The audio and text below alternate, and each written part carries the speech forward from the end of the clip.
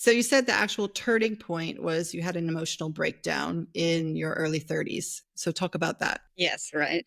That was after a relationship breakup because my focus was still having my own family like everyone else. So after that breakup, I was devastated. I was depressed. I thought he was my last shot at having my own family.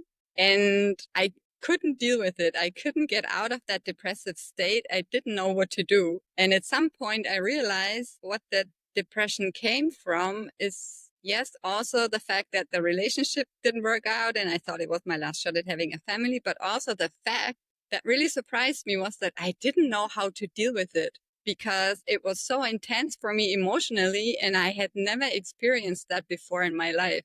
So I was just lost. I didn't know how to handle it, how to deal with it because my whole life had been okay.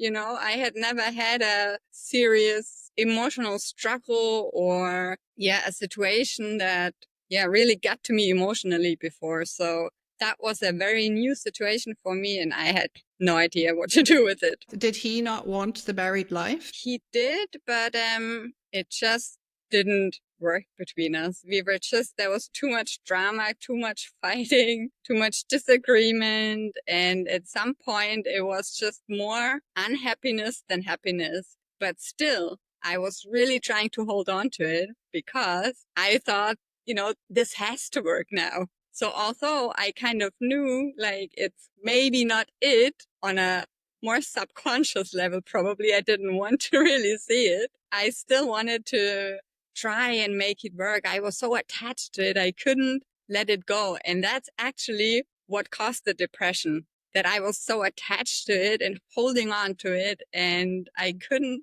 let it go.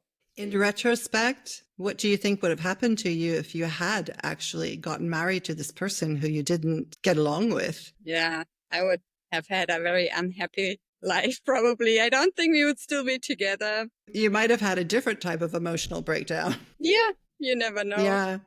It's just And interesting to look from that perspective because you think even though that was pretty tragic and traumatic what happened, it started shifting your life for the better. yes, in retrospect, it was the biggest gift for me in life.